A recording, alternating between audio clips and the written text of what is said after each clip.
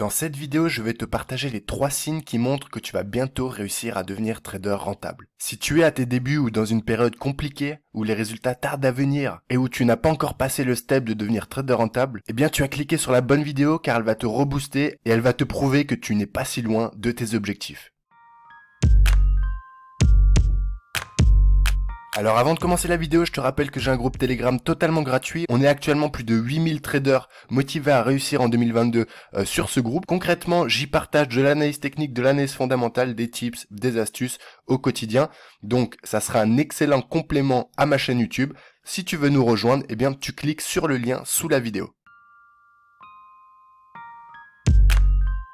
Alors le premier signe qui montre que tu vas bientôt réussir à devenir trader rentable, c'est tout d'abord le fait que tu es passionné. Donc si tu es passionné, si tu as envie d'apprendre, de progresser au quotidien, tous les jours, si tu aimes regarder les graphiques pendant des heures, comprendre le pourquoi du comment, comprendre pourquoi ça monte, comprendre pourquoi ça baisse, tu as vraiment cette soif de connaissance, d'apprentissage et d'évolution, eh bien forcément que tôt ou tard, tu réussiras à atteindre tes objectifs, à savoir devenir trader rentable. Ceux qui se plantent le plus en fait en trading, c'est ceux qui viennent juste pour faire un côté match en fait sur les marchés financiers.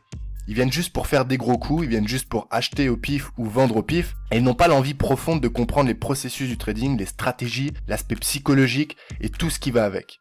Donc si toi tu es passionné, si toi tu sens que ça te prend au trip, si toi tu sens que chaque jour tu as envie d'apprendre au moins une nouvelle compétence, si avant tu adorais Netflix, les jeux vidéo, les réseaux sociaux ou que sais-je, et que maintenant tu préfères passer ton temps sur les graphiques, à essayer de gagner de l'argent, à essayer au moins de comprendre ce qui se passe, eh bien forcément tu es sur la bonne voie et tu as un grand avantage par rapport à toute la masse de personnes qui se lancent chaque jour juste pour gagner de l'argent. C'est d'ailleurs mon dernier point, si tu ne fais pas ça juste pour l'argent, c'est que tu es sur la bonne voie et que tu réussiras forcément.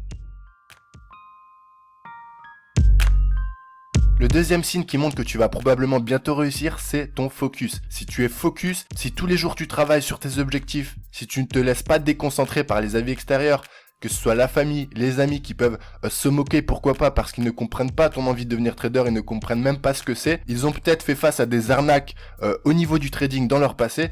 Et donc ça peut être connoté très négativement, surtout que si on ajoute à ça que le fait de métier de trader est quand même très associé au capitalisme, eh bien je sais que ça peut heurter beaucoup de personnes. On ne parle pas de politique dans cette vidéo évidemment, mais souvent eh bien les personnes qui sont très à gauche au niveau du bord politique eh bien ne vont pas forcément apprécier le métier de trading parce qu'ils pensent qu'il n'y a aucune valeur ajoutée, qu'on fait juste spéculer pour gagner de l'argent et au final ils comprennent pas la profondeur de ce métier, toutes les connaissances et les ressources que ça nécessite, la passion que ça peut développer et aussi également ce que j'adore, ce côté challengeant sur les marchés financiers parce que à chaque trade c'est une nouvelle bataille et pour que toi tu gagnes de l'argent il faut forcément en faire perdre à quelqu'un en face. Donc il y a cet aspect compétitif assez intéressant, mais oui souvent eh bien toutes ces personnes qui auront un avis négatif sur le trading eh bien ne comprendront pas tout ça. Donc si tu arrives à rester focus sur tes objectifs, à vouloir garder et maintenir tes objectifs, à travailler dessus quotidiennement et à ne pas te laisser déconcentrer par la vie d'autrui, que ce soit vraiment ta famille proche ou même des amis, eh bien tu es sur la bonne voie évidemment. Si maintenant à l'inverse eh bien tu ne travailles jamais, tu ne te formes pas, tu n'essaies pas de comprendre comme je l'ai dit au début, tu fais juste du côté match sur les marchés financiers, évidemment ne t'attends pas à avoir une carrière de trader, ne t'attends pas même à gagner de l'argent avec le trading parce que peut-être tu en gagneras une ou deux fois à court terme, mais sur la longueur eh bien avec ta stratégie de gambler eh bien tu perdras ton argent.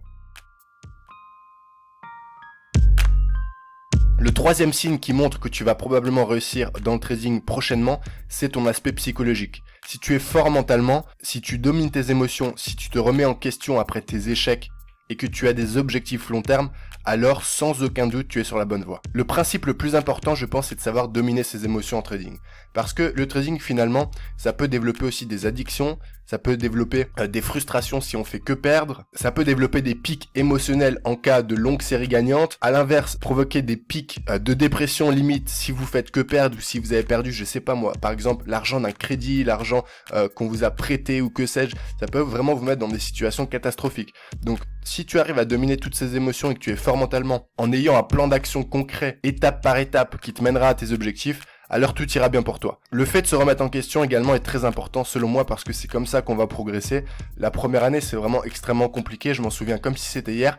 Et franchement, quand on fait que perdre de l'argent, quand on en gagne très peu et surtout quand on ne comprend pas pourquoi tout cela se passe si négativement, eh bien on a du mal, on a du mal à se remettre en question. On va même jusqu'à douter du broker. Est-ce que c'est le broker qui nous arnaque? Est-ce que qui va taper les stop loss volontairement? Enfin, vous voyez, ça va être la faute du broker, ça va être la faute du formateur si on s'est formé et ça sera jamais de notre faute. Et c'est là le problème en fait. Si tu perds aujourd'hui, c'est ta faute. Alors c'est ta faute parce que peut-être tu es trop impatient. Peut-être ça fait seulement 3 mois que tu as commencé et tu espères déjà être rentable parce qu'on t'a promis monts et merveilles sur les réseaux sociaux. Peut-être que tu ne mets pas assez d'actions en place quotidiennement. Ok, peut-être que tu travailles pas assez, peut-être que tu es à côté de la plaque, peut-être que tu fournis pas assez d'efforts. Donc la remise en question, c'est important. Sache que tes résultats, c'est toi qui iras les chercher et personne d'autre, ok?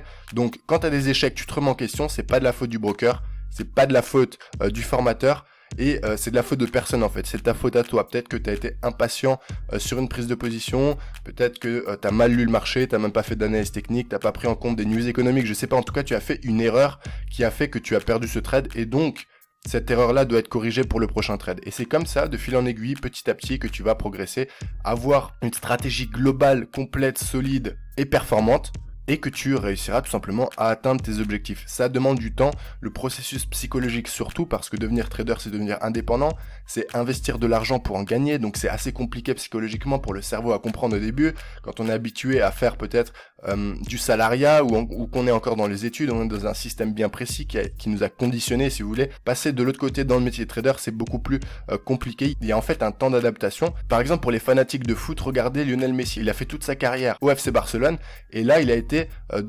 transféré au Paris Saint-Germain début de saison, si je dis pas de conneries, ok? Et vous pouvez voir qu'il fait pas la meilleure saison de sa vie, loin de là, Il est très critiqué, mais pourquoi? Parce que ça fait 20 ans qu'il était dans un climat, donc en Espagne, avec une certaine psychologie, avec une certaine confiance, avec un certain rôle au sein de cette équipe-là du FC Barcelone, et là il arrive dans un nouveau club où il y a que les Galactiques, où c'est un autre pays, où c'est une autre langue, où c'est un autre environnement, c'est un autre rapport au football, et donc tout ça, c'est compliqué pour le cerveau, il y a un temps d'adaptation, et pour vous en tant que trader, c'est pareil. Si vous venez du salariat, si vous venez de l'usine, si vous venez même des études, eh bien laissez-vous du temps pour aborder toutes ces nouvelles émotions que vous allez devoir gérer, pour adapter votre psychologie et devenir fort mentalement dans ce que vous faites aujourd'hui, mais surtout, remettez-vous en question, ok? C'est le plus important. Si vous arrivez à vous remettre en question et à avancer à chaque échec, ou en tout cas à chaque embûche, eh bien vous irez forcément à vos objectifs. Merci l'équipe pour votre attention, je vous dis à très vite sur ma chaîne YouTube, c'était le Trader Smart, ciao ciao.